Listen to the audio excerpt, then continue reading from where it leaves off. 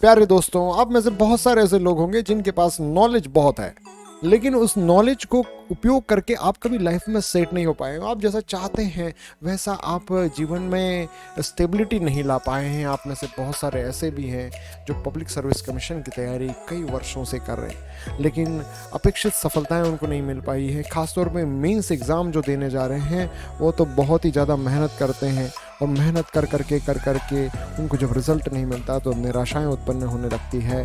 अपना दिमाग अपने से ही सवाल करने लगता है, हेलुसिनेशन आने लगते हैं। ऐसी स्थिति से निपटने के लिए मैं हूं आनंद जाट, आपके लिए लेकर आया हूं।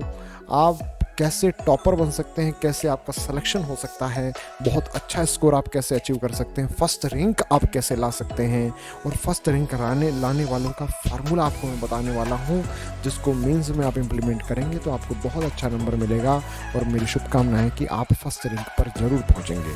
तो प्यारे छात्रों, टॉपर कैसे बना जाता है, खासतौर पर यूपीएससी और स्टेट पीसीएस में कॉपी चेक करने वाले किन बातों पर ध्यान रखते हैं, किन चीज़ों को फोकस करते हैं, कौन सी सावधानी आपको रखना चाहिए, इसके ऊपर आज हम चर्चा करने वाले हैं। तो आंसर राइटिंग टेक्निक्स के ऊपर हम लोग डिस्कस करेंगे। जब भी हम कोई क्वेश्चन का आंसर लिखते हैं तो उसमें सबसे पहले हम प्रस्तावना लिखते हैं, उसके बाद में हम लोगों को मुख्य उत्तर लिखना चाहिए, उसके बाद में हमें निष्कर्ष लिखना चाहिए। आमतौर पर सभी प्रश्नों के उत्तर का यही फॉर्मेट होता है, लेकिन ऐसे प्रश्न जिनकी शब्द सीमा 50 से कम होती है उनका फॉर्मेट जो है थोड़ा सा अलग होता है। उनको आप जो है केवल मेन आंसर लिखें और पीछे निष्कर्ष लिख दें। आपके पास बहुत सारे पॉइंट हैं और निष्कर्ष नहीं लिख पा रहे हैं तो भी चलेगा, लेकिन जो 50 शब्द से ज़्यादा वाले क्वेश्चन होते हैं, ऐसे प्रश्नों के उत्तर में यही फॉर्मेट लिखना ज़रूरी होता है, जिसमें प्रस्तावना, मेन आंसर और नीचे निष्कर्ष, मतलब इंट्रोडक्शन, मेन आंसर और फिर कंक्लूजन आपको लिखना ज़रूरी होता है। और इस तरह के जो प्रश्न होते हैं उसमें आपको 1:2:1 का अनुपात रखना पड़ता है। मतलब जो प्रस्तावना यदि आपकी 4 लाइन की है तो मेन आंसर जो है उसका कम से कम 8 लाइन का होना चाहिए, और फिर निष्कर्ष 4 लाइन का होना चाहिए। प्रस्तावना और निष्कर्ष जितने बड़े होते हैं एक दूसरे को बराबर कंपीट करना चाहिए, एक दूसरे के बराबर उनको होना चाहिए, और मेन आंसर हमेशा उनसे डबल या उससे भी ज़्यादा होना चाहिए। यही मेंस के आंसर का फॉर्मेट होता है। तो 50 शब्दों से ज़्यादा जो भी क्वेश्चन होते हैं उनके उत्तर आप इसी फॉर्मेट में लिखें, तभी आपको अच्छा आंसर का मार्क्स मिलेगा। तो प्यारे छात्रों, हम चर्चा और भी करेंगे कुछ खास मुद्दों के ऊपर। पहले हम थोड़ा सा प्रस्तावना के ऊपर बात करें। प्रस्तावना में किस तरह से आपको लिखना है इसको समझे। पहले प्रस्तावना जो होती है, आप मेन जो आंसर लिखने जा रहे हैं आप उसको किस तरह से लिखने जा रहे हैं इस पर आप चर्चा करते हैं। तो ऐसी प्रस्तावना में पहली लाइन जो होती है, प्रश्न में क्या पूछा गया है उसके बारे में आपको चर्चा करना होता है। खासतौर पर यूपीएससी के क्वेश्चन में, यूपीएससी में तो क्या होता है कि क्वेश्चन इतना टफ होता है कि उसको हम समझ ही नहीं पाते हैं। तो आप प्रश्न को क्या समझे हैं, प्रश्न में आप क्या समझे हैं, इसको आपको पहली लाइन में डिस्कस करना होता है। इसके बाद में आप मेन आंसर में क्या लिखने जा रहे हैं उसके बारे में आपको लिखना पड़ता है सेकेंड लाइन में। इसके बाद बारी आती है निष्कर्ष की। देखिए, जब आप कोई निष्कर्ष लिखते हैं तो उसमें एक खास तौर पर ध्यान रखें कि आपने जो मेन आंसर लिखा है उसी का सार तत्व आपको उसमें लिखना है। कई बार लोग ऐसा करते हैं कि इसमें कुछ अलग बातें लिख देते हैं, ऐसा कभी नहीं करना चाहिए। और दूसरी बात, निष्कर्ष में सबसे खास बात ध्यान रखने की है कि हमेशा निष्कर्ष जो है, कंक्लूजन जो है वो पॉजिटिव होना चाहिए। यदि आपने नेगेटिव कंक्लूजन लिखा है तो भाई साहब बहुत बुरी तरह से नंबर काटे जाते हैं। इसका आपको खास तौर पर ध्यान रखना है। आज के सेशन की सबसे खास बात है कि हमारा जो सेशन है वो है पुछल्ले शब्दों के आधार पर, टेलेंडर वर्ड्स के आधार पर। पहले तो समझ लें कि टेलेंडर वर्ड है क्या। टेलेंडर वर्ड होता है कि हर एक प्रश्न के पीछे लिखा रहता है मूल्यांकन कीजिए, टिप्पणी कीजिए, विवेचना कीजिए, डिस्कस कीजिए। तो इस तरह के जो वर्ड होते हैं उनको हम कहते हैं टेलेंडर वर्ड। आपके आंसर का फॉर्मेट, आपके आंसर के अंदर क्या लिखा जाएगा, सकारात्मक होगा, नकारात्मक होगा, मूल्यांकन होगा, नॉलेज होगा, पैराग्राफ होगा, पॉइंट वाइज होगा, किस तरह से होगा, ये सभी चीज़ें इन पुछल्ले शब्दों के ऊपर निर्भर करती हैं। तो हम पुछल्ले शब्दों के ऊपर चर्चा करते हैं, किन पुछल्ले शब्दों में आपको किस तरह का आंसर लिखना है इस पर चर्चा। तो ऐसे प्रश्न जहाँ पर लिखा रहता है लास्ट में डिस्कस करो, चर्चा करो, तो ऐसे प्रश्नों के उत्तर किस तरह के होते हैं? ऐसे प्रश्नों के उत्तर में आपको अपना दृष्टिकोण लिखना होता है, आपको चर्चा करनी होती है, आपको उसके पक्ष विपक्ष कई बातें करनी होती है। जब इस तरह का प्रश्न लिखते हैं हम, तो हमें किसी आइडियोलॉजी से इसको शुरू करना चाहिए, किसी थिंकर की कोट से हमें इसको शुरू करना चाहिए। और इसके बाद में मेन आंसर में, इसमें पहली बात याद रखें कि इंट्रोडक्शन इसका अलग हो जाता है। इंट्रोडक्शन के बाद हम खासतौर पर मेन आंसर की बात कर रहे हैं, और लगभग आगे सभी स्लाइड्स में हम लोग इसी तरह के मेन आंसर की ही बात करेंगे। तो मेन आंसर जो होता है वो थिंकर की आइडियोलॉजी से शुरू होता है। फिर हम किसी कमेटी आयोग की रिपोर्ट के बारे में लिखते हैं कि उन्होंने ऐसा कहा था, उन्होंने गलत कहा, सही कहा, जो भी बातें होती है हमें अपना वो लिखना। उसके बाद में अपना व्यू लिखना होता है। कई बार लोग अपना व्यू डायरेक्टली लिख देते हैं, तो वो ठीक नहीं होता है। पहले हमें एक थिंकर की बात लिखनी होती है, फिर किसी आयोग कमेटी की रिपोर्ट लिखनी होती है, फिर हमें अपना व्यू लिखना होता है। और ऐसे जो आंसर होते हैं उसमें आपको सकारात्मक पक्ष लिखना है, और उनके साथ में आपको नकारात्मक पक्ष भी लिखने होते हैं। तो जहाँ पर वो लिखा है उसी की चर्चा हमें करनी होती है। कई बार ऐसे क्वेश्चन जो होते हैं जिसमें इंट्रोडक्शन वाले पार्ट में आपको बैकग्राउंड की भी चर्चा कर देना होता है, और ये ज़्यादा ज़रूरी भी नहीं है कि आप वहाँ पर बैकग्राउंड की चर्चा करें। बैकग्राउंड नहीं भी चर्चा करते हैं तो चलता है, लेकिन ऐसे प्रश्नों के आंसर में हमेशा कंक्लूजन या निष्कर्ष लिखना बहुत ज़्यादा ज़रूरी है। यदि निष्कर्ष नहीं लिखते हैं तो बहुत बुरी तरह से नंबर काटे जाते हैं। इसके बाद हम चर्चा करेंगे राय आधारित उत्तरों की। ऐसे प्रश्न जिसमें पूछा लिखा रहता है कि इस भूमि सुधारों की आवश्यकता पर चर्चा करें। ऐसा प्रश्न भी आता है जैसे कृषि विकास में भूमि सुधार की आवश्यकता क्या है, इस पर आपको चर्चा, ये राय मांग रहे हैं आपसे, सुझाव मांग रहे हैं। जो ऐसे प्रश्न होते हैं उनको खास तौर पर पैराग्राफ में लिखा जाना चाहिए। मतलब सबसे पहले आपको इंट्रोडक्शन वाला पैराग्राफ लिखेंगे, सेकंड पार्ट में आप मेन आंसर लिखेंगे, वो भी पैराग्राफ होगा। ऐसे आंसर जो होते हैं वो पॉइंट में नहीं होते हैं, कोशिश कीजिए कि उनको पैराग्राफ में लिखें। और कई बार नहीं लिख पाते कुछ लोग, पॉइंट में ही लिखना उनको लगता है कि उचित है, तो ऐसा नहीं कि नंबर कटता है, लेकिन आप उसको पैराग्राफ में लिखते हैं तो बहुत अच्छा होता है। इसके बाद में आपको निष्कर्ष लिखना होता है, तो निष्कर्ष में आपने पैराग्राफ में क्या बातें कही उसके बारे में सारतः बताना होता है। इसके बाद आता है तथ्य आधारित आंसर। ऐसा क्वेश्चन जिसमें आपको फैक्ट बताना होता है, नॉलेज की बात करनी होती है। जैसे उसी टाइप का एक प्रश्न कि उन कारकों की पहचान करें जो भारत में भूमि सुधारों की सफलता के लिए जिम्मेदार थे। ऐसा प्रश्न आ जाए तो ऐसे प्रश्न में आपको ऊपर तो इंट्रोडक्शन लिखना ही है, फिर जो मेन आंसर होता है इसमें आपको बुलेट पॉइंट्स लिखने होते हैं, पॉइंट वाइज आपको लिखना होता है, पॉइंट वाइज फैक्ट देना होता है। पैराग्राफ में लिखना ही ज़्यादा ठीक नहीं रहता है, कोई मजबूरी हो तो ही आप पैराग्राफ में लिखिए, तो फिर लास्ट में कंक्लूजन लिखना होता है।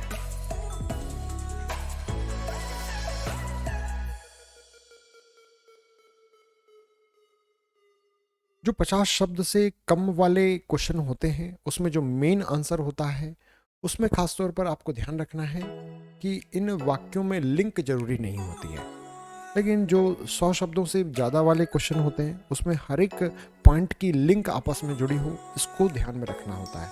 मतलब कई छात्र जो होते हैं वो ऐसा पॉइंट लिखते हैं जो उसके सेकंड वाले पॉइंट से उसका कोई लेना देना नहीं है। तो 100 शब्दों वाले जो आंसर होते हैं उसमें इस बात का ध्यान रखना बहुत ज़रूरी है, लिंक आपस में बैठनी चाहिए। और 50 शब्द वाले होते हैं उनमें दोनों पॉइंटों, पहला पॉइंट, दूसरा पॉइंट, तीसरा पॉइंट, उन पॉइंट्स की आपस में लिंक नहीं चलेगा, किसमें? 50 शब्दों वाले में। तो इस बात का भी आपको खास तौर पर ध्यान रखना है। फिर हम बात करेंगे ऐसे प्रश्नों के उत्तर जिसमें आपको दृष्टिकोण देना होता है, आपको अपना व्यू देना होता है, उसमें आपको किस तरह से लिखना होगा, अपनी अप्रोच किस तरह से देना है, उसको के बारे में चर्चा करते हैं। जो दृष्टिकोण देने वाले आंसर होते हैं उसमें आपको उदाहरण देना बहुत ज़रूरी है, आपको मतलब उसका एग्जाम्पल्स देना बहुत ज़रूरी होता है। यदि एग्जाम्पल हम नहीं दे पाते तो हमारी बातें जो है वो बेतुकी मानी जाती है। इसके बाद में हमें खास तौर पर ध्यान रखना है कॉमास का। जो कॉमा होते हैं है ना, उन कॉमा में आप याद रखें कि कॉमा का यूज़ तो लगभग आप सभी लोग जानते होंगे, पर बहुत सारे ऐसे लोग हैं जो सेमी कॉलम जो इस तरह से होता है उसके बारे में नहीं जानते हैं। तो याद रखें जो सेमी कॉलम होता है उसको स्टोरी वाइज जो आंसर होते हैं उसमें सेमी कॉलम यूज़ किया जाता है, फुल स्टॉप जो है उसमें यूज़ करना बिल्कुल ठीक नहीं होता है। इसका आपको खास तौर पर ध्यान रखना है। बहुत सारे जो इतिहास की बातें हैं, खासतौर पर मॉडर्न हिस्ट्री वाली बातें, वहाँ पर आपको स्टोरी वाइज ही चर्चा करनी होती है। तो आप याद रखें कि फुल स्टॉप का यूज़ नहीं करें, है ना। वहाँ पे आप अर्ध विराम या सेमी कॉलम का यूज़ आपको करना है। इसके बाद ऐसे प्रश्न जिनमें उछल्ले शब्दों में विवेचना लिखी होती है, उस विवेचना में आपको क्या करना होता है, उसमें आपको भैया जो प्रश्न की वास्तविकता है उसी की आपको चर्चा करनी होती है। वहाँ पर आपको अपनी तरफ से तर्क देना या पक्ष विपक्ष की बात करना, अपनी तरफ से ही अपने व्यू देने लग जाते हैं। देखिए, विवेचना वाले जो आंसर है उसमें अपने व्यू नहीं देना है, वहाँ पर आपको सही गलत क्या है, क्या हुआ था, उसकी चर्चा करनी होती है। देखिए, जैसे पुलिस विवेचना करती है तो पुलिस उसमें अपना तर्क नहीं देती है कि हम इसको कातिल मानते हैं, ऐसे इस तरह की वो नहीं देती है, तर्क नहीं देती, वो देती है फैक्ट बताती है और फैक्ट के आधार पर वो सिद्ध करने की कोशिश करती है। तो आपको फैक्ट बताना होता है, वहाँ पर मेन मुद्दा वो होता है, मतलब अपनी तरफ से तर्क देने से आपको बचना होता है। और कुछ ऐसे क्वेश्चन होते हैं जिसमें समालोचना लिखना होता है। तो कुछ लोग क्या करते हैं कि समालोचना को जो है उसमें आलोचना लिखने लग जाते हैं। कुछ लोग उसको नकारात्मक सकारात्मक दोनों लिखने लग जाते हैं। नहीं, लेकिन ऐसा जो आंसर होता है वो मूल्यांकन वाला होता है, उसमें वैल्यूएशन करना होता है, उसमें आप सकारात्मक और नकारात्मक पक्ष दोनों की चर्चा कर सकते हैं और अपने तर्क भी लिख सकते हैं। ये आंसर जो होता है बहुत ही क्रिएटिव होता है ना। तो समालोचना का मतलब कतई नहीं है कि आपको आलोचना लिखनी है। कई बार नीचे जब इंग्लिश में हम देखते हैं समालोचना का मतलब जो होता है वो क्रिटिसाइज़ करना लिखा हुआ होता है, लेकिन जो हिंदी में आप उसको ठीक से देखें, यदि समालोचना है तो आपको मूल्यांकन ही करना है। इसके बाद में बात आती है एक्सप्लेन करने वाले टेलेंडर वर्ड्स की। जब आंसर में आपको जो है खासतौर पे इसके जो आंसर होते हैं वो आपको पॉइंट वाइज लिखना चाहिए। मतलब जिन प्रश्नों के पीछे लिखा रहता है व्याख्या कीजिए, उनको पॉइंट वाइज लिखना ही ज़्यादा सही रहता है। हर एक पॉइंट की व्याख्या भी वहीं पर करनी होती है और उसका कारण बताना होता है, उस पॉइंट का स्पष्टीकरण आपको करना होता है।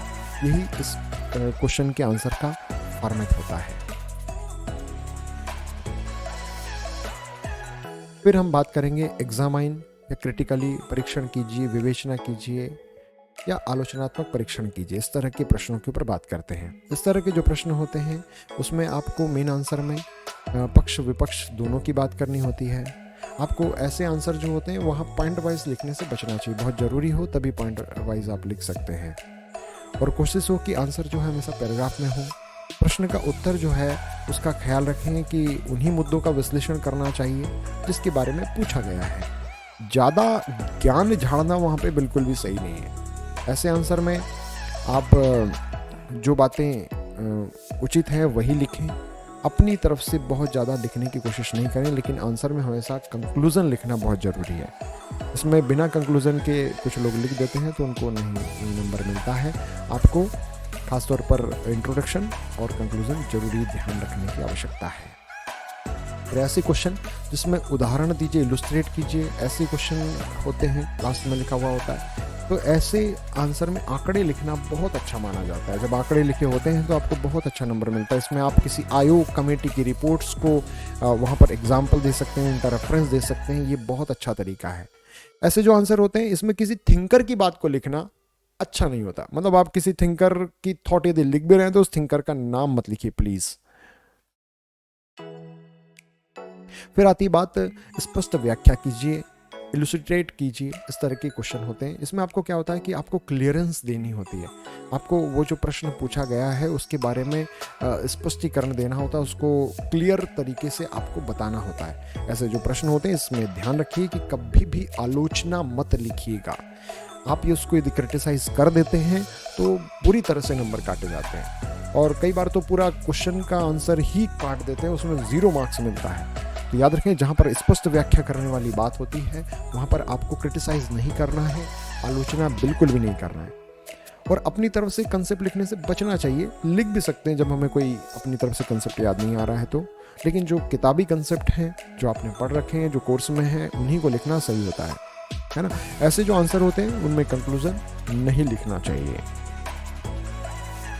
फिर बात आती है कि टू व्हाट एक्सटेंट, किस सीमा तक। इस तरह के जो कैलेंडर मॉडल होते हैं वो खासतौर पर क्वेश्चन की शुरुआत में ही देखे जाते हैं, किस सीमा तक। ऐसे जो क्वेश्चन होते हैं खासतौर पर राय आधारित होते हैं, मशवरा आपसे मांगते हैं। वो पूछना चाहते हैं कि आप, जैसे उसका एग्जांपल है कि जैसे CAG है ना, कंट्रोलर ऑडिटर जनरल, इनको जो है सजा देने का अधिकार दे दिया जाए तो क्या उचित होगा या अनुचित होगा। तो ऐसे जो क्वेश्चन होते हैं वो किस सीमा तक, टू व्हाट एक्सटेंट वाली कैटेगरी में आते हैं। ऐसे प्रश्नों में क्या उचित है क्या अनुचित है इसकी आपको स्पष्ट व्याख्या करनी होती है। प्रश्न में पूछा गया है कि क्या सीमाएं हैं, इसकी भी आपको व्याख्या करनी होती है। और जिस मुद्दे को टारगेट किया जाता है उनको ओवर शक्तियाँ यदि दे दी जाए, जैसे सीएजी को सजा देने का अधिकार मिल जाएगा तो उनको ओवर शक्तियाँ होगी, तो उसका क्या नेगेटिव इफेक्ट हो सकता है इसके बारे में आपको चर्चा करनी होती है।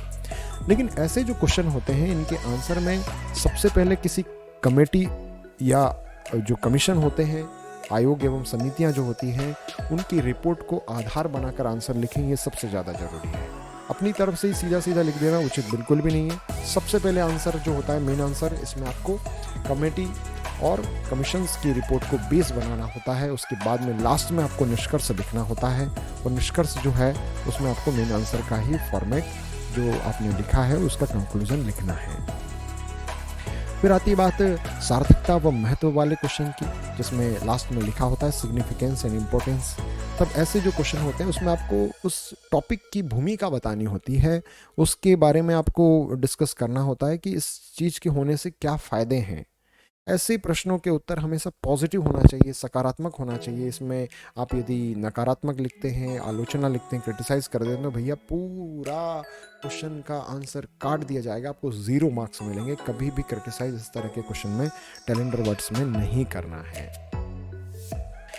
फिर बात आती है इंटरप्रेट कीजिए, मतलब तथ्यों का प्रयोग करते हुए उनके आधार पर विश्लेषण करो। ऐसे जो क्वेश्चन होते हैं उसमें किस तरह से आपको ध्यान रखना है। खासतौर पर ऐसे जो क्वेश्चन होते हैं उसमें ऐसे प्रश्नों के उत्तर में आपको उस प्रश्न की जड़ के बारे में पहले चर्चा करनी होती है, फिर उसी से रिलेटेड जो है सिमिलर पॉइंट कॉन्सेप्ट में लिखना होता है, और उन कॉन्सेप्ट को व्यवस्था में यूज कैसे करेंगे, सिस्टम में आप उसको यूज कैसे करेंगे, है ना, उनका उपयोग क्या है, उनके कॉन्सेप्ट्स का, उनके बारे में आपको चर्चा करनी होती है। कॉन्सेप्ट को वैसा का वैसा लिखिए, उसके बाद में आप उस कॉन्सेप्ट का यूज क्या है उसके बारे में आपको बात करनी होती है। अपने ही कॉन्सेप्ट की आलोचना करना कभी भी ठीक नहीं रहता है। जो आपने कॉन्सेप्ट लिखा है उसकी आलोचना कभी नहीं करना चाहिए। इसमें आपको थोड़ा सा इस चीज़ को ध्यान रखना होता है। कोई भी आलोचना लिखना हो तो किसी थिंकर या कमेटी, आयोग की रिपोर्ट के आधार पर ही आपको आलोचना करना चाहिए। अपनी तरफ से आलोचना करने से हमेशा बचना चाहिए इस तरह के क्वेश्चंस में।